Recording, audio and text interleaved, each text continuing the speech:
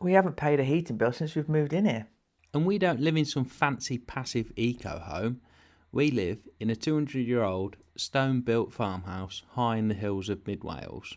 And it's completely off-grid, with no mains gas and no mains electric.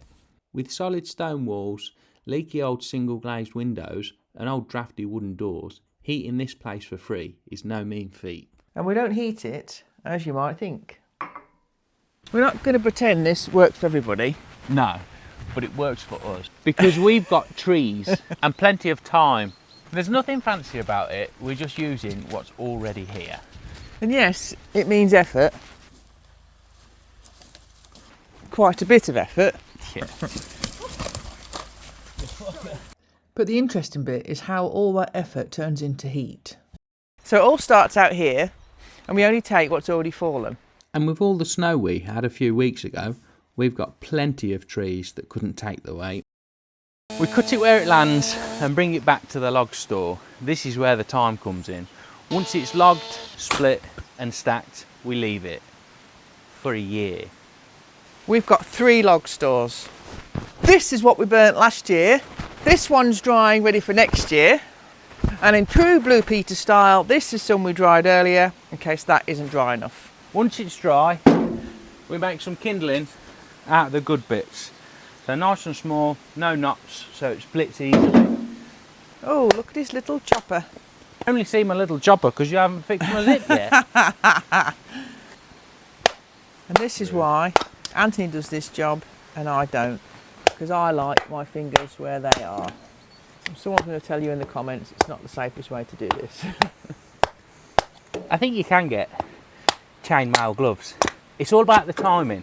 So you hold it and then you release as the axe hits. So your fingers are out the way. It requires coordination. Of which you have none. No, in the kitchen yes, outside not so much. A wheelbarrow full of kindling lasts us about a week or 2.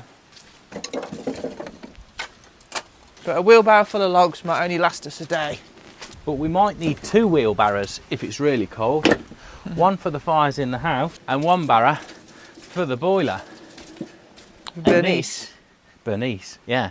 And this is where the magic happens. If you're worried this is about to get too technical, don't worry, it isn't. Even I understand how it works. Just. So in simple terms then, this is the boiler, this heats the water, and this is essentially a battery basically. This stores the hot water and then it can release it slowly throughout the day as we need it. One big burn on here gets this whole 1400 litre tank up to, well, from sort of 50 to 60 degrees up to 80 to 90 degrees, and one full burn will give us enough hot water for the day and enough to run the radiators for 5 to 6 hours. Once the boiler has heated the water in the tank, we can push a button on our controller and it sends the hot water around the radiators, or we can push another button and it will heat the water in a hot water cylinder in the airing cupboard.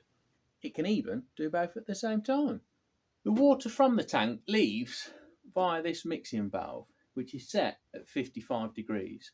So we don't get scalding hot water at the taps and we don't burn ourselves on the radiators. It also means the hot water in the tank stays hotter for longer because it's not 80-degree water that's leaving the tank.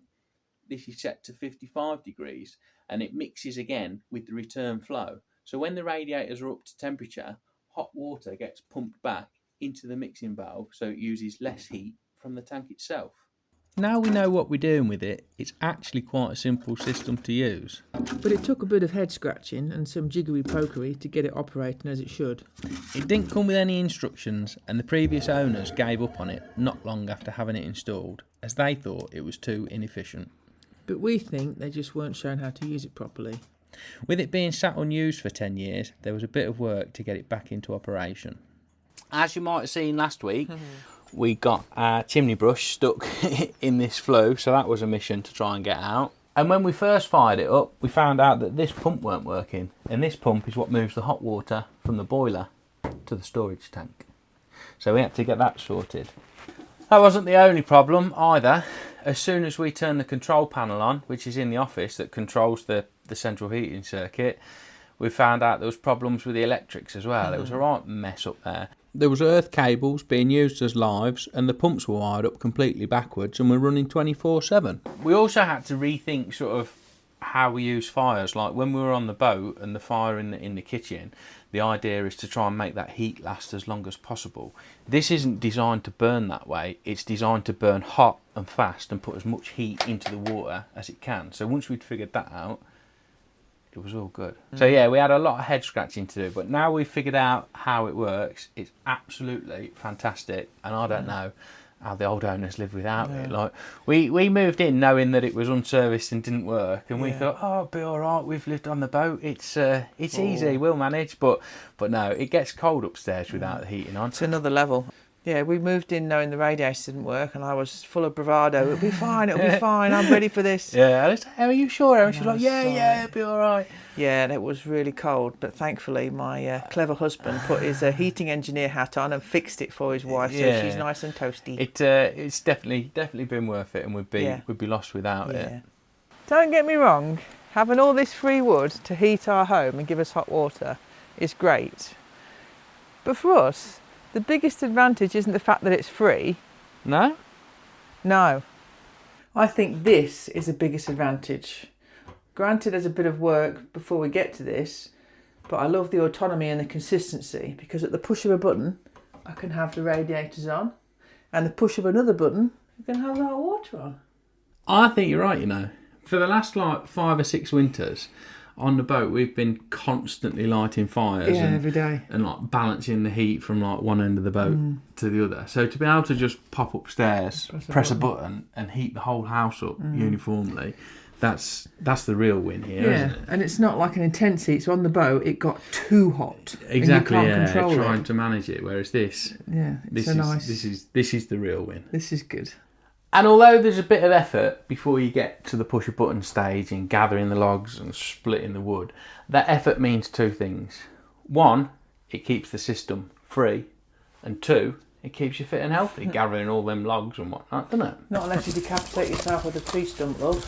Yeah, that's true. I'm still waiting on my 250 quid from you being framed for that one, actually.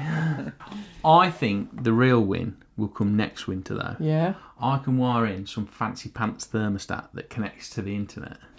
And the big tank in the lean-to, if we're not using the hot water, that will keep it hot for like 1 or 2 days. Will it? Yeah, so as long as we light it before we leave, we could go out for the day or even a weekend, and we can push a button and come back to a warm house. Well, leave the house. But it'd be cool to come back to a warm one if we did. I like that, yeah, that's good. Yeah, I just don't like leaving the house. So, I don't know, we know not everybody can heat their house like this. And I suppose that's why the video's called How We Heat Our House for Free, not How You Heat Yours. It's not exactly free. No, so it's free in monetary terms, but it definitely costs time and it definitely costs effort. Yes. But if you're willing to put that in, then the Part reward of the is... Well, that's it, yeah. But the reward is definitely worth it, wouldn't you agree? Toasty wife. A toasty wife is a happy wife. Happy life, happy wife. Listen carefully, folks, because some of you missed this last week. Because it's that rubbish. My jokes are always good. I've got lots of jokes about fridges, air conditioning units and stuff like that, but when it comes to jokes about heating, they're just not cool. Like, comment, whatever, subscribe, share, all that jazz. See you next week, folks. Bye. Goodbye.